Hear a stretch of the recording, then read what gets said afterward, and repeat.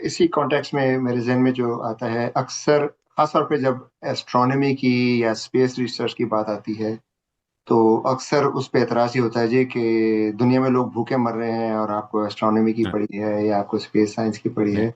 तो how do address these type of questions? लेकिन इसमें मेरा सबसे पहला जवाब ये होता है कि अगर आपको ये बहुत बड़ा मसला है, तो सबसे पहले आप जाएं और फौजियों से बात करें, क्योंकि जितने पैसे वहां पर लग रहे हैं, एस्ट्रोनॉमी तो बेचारे कोई भी कुछ नहीं कर रहे, कहीं पे भी लगा रहे हाँ हैं, जी। किसी भी फौज की बात कर रहे हैं। राइट। ठीक है, राइट। तो पहली बात तो ये कि बिल्कुल सही कह रहे हैं। मेरा ख्याल है लोगों को इस दुनिया में, इस एज में, किसी को भी भूखा भूख से नहीं मरना चाहिए, किसी को भी भूखा नहीं होना चाहिए। वी हैव रिसोर्सेज और हमारे पास चीज़ें हैं। तो अगर आपको एतराज़ है, तो अमेरिका में जिस तरह जो वेपन सिस्टम्स होते हैं, एक मिसाइल जो है वो $70 मिलियन का या फलाने के कितने मिलियन डॉलर्स के वो होते हैं, उनसे जो है वो बात करें। बेचारे एस्ट्रोनॉमी के क्या है, वो तो थोड़े से जो है, उनकी एक टेलीस्कोप आ गई, वो 10 साल लगते हैं एक टेलीस्कोप बनाने में, उसका जो है उसके पैसों के कोई कंपैरिजन ही नहीं है। तो ये तो पहला जवाब है, राइट, क्योंकि वो चीज़। और दूसरी चीज़ ये है कि जुस्तजू जो है, क्यूरियोसिटी जो है, वो एक फंडामेंटल ह्यूमन क्वालिटी है। अगर, तो उसकी प्राइस क्या है, राइट? तो अगर हम ये कहें कि आपने ये टेलीस्कोप बनानी है जो इतनी महंगी है कि कई मुल्कों की जीडीपी से भी ज्यादा है, तो मैं कहूँगा यार ना बनाए भाई, राइट, राइट। वाकई लोगों को आप ख्याल रखें।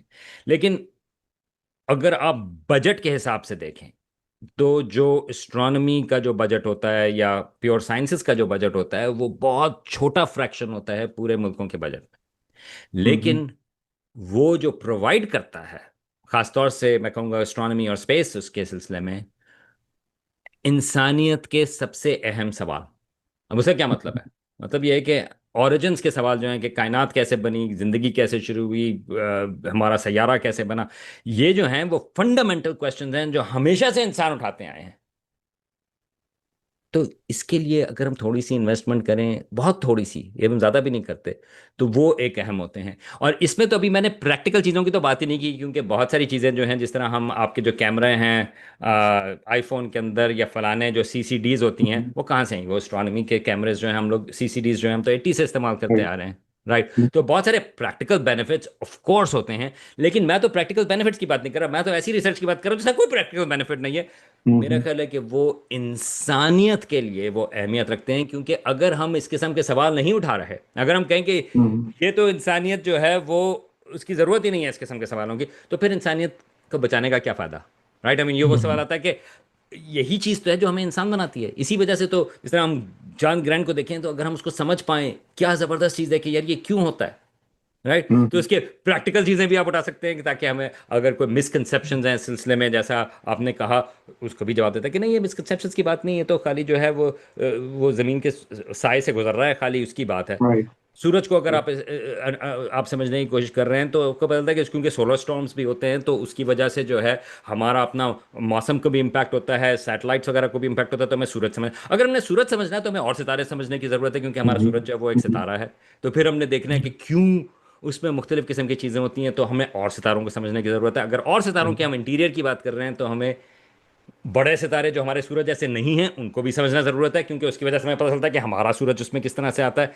और अगर हम सैयारों की बात कर रहे हैं, सितारों के गिर्द, तो हमें पता करना है कि उसमें एक्सोप्लैनेट्स किस तरह से होते हैं, हम उसमें हमारा निज़ाम शमसी कैसा है। तो अगेन, प्रैक्टिकल चीज़ें जो हैं वो तो ऑफ कोर्स उसमें आ जाती हैं। ख़ास तौर से जो मैं आपको एक मिसाल दूं, कि जो बहुत बड़ा सवाल था एस्ट्रोनॉमी में, वो ये था कि मरीख जो है वहाँ पर क्यों ज़िंदगी नहीं, या वीनस जो है वहाँ पर क्यों इतना थिक एटमॉस्फेयर है। ये प्योर एस्ट्रोनॉमी के सवाल थे, प्योर एस्ट्रोनॉमी के 1960s में। लेकिन उन सवालों की वजह से अब हमें ये पता है कि हमारे जो अपनी ज़मीन के ऊपर जो क्लाइमेट चेंज का मसला है, जो हमारी अपनी ग्लोबल वार्मिंग का मसला है, वो हमें वीनस और मार्स के जो एटमॉस्फेयर्स हैं उनकी वजह से हमें पता चला। मार्स में ओजोन नहीं है, तो हमें पता चला कि हमारे ओजोन लेयर का क्या मसला है, और वीनस में जो है ग्रीन हाउस इफेक्ट ज़्यादा है।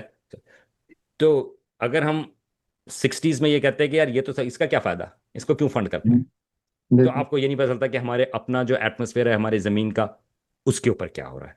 तो जी। मैं जज्बाती हो बिल्कुल, मैं जाता हूँ लोगों इसमें को कि ये जब सवाल आता है साइंस की दुनिया में, मैं अक्सर ये मिसाल देता हूँ कि जे जे थॉमसन ने तकरीबन 120-130 साल पहले इलेक्ट्रॉन राइट। सबसे पहले ड्राइव किया था, राइट। अब उसके बाद उसकी लेक्चर सीरीज थी, तो अक्सर लोग सवाल पूछते थे कि भाई इसका फायदा क्या है। तो कहता है इट्स जस्ट साइंटिफिक क्यूरियोसिटी, इसका कोई फायदा नहीं है, आई कैन नॉट इमेजिन कि इससे किसी को कोई फायदा होगा। 130 ईयर्स लेटर दुनिया की सारी इकोनॉमी जो राइट। इलेक्ट्रॉनिक्स पे चलती है। बिल्कुल अगर बिल्कुल। इलेक्ट्रॉन न डिटेक्ट होता तो सारी की सारी जो इलेक्ट्रॉनिक्स पे जो आज इंडस्ट्री चल रही है, इकोनॉमी चल रही है, वो नहीं होती। तो एब्सोल्युटली। जब आप रिसर्च करते हैं, बेसिक रिसर्च करते हैं, तो आप फोर्सी नहीं कर सकते, आपको ये खुद ये आप नहीं बता सकते कि मुस्तकबिल में इसका कोई फायदा होगा या नहीं होगा। लेकिन एक जो बुनियादी इल्म बढ़ता है इंसानियत का, उससे यकीनन बाद में फायदा होता है।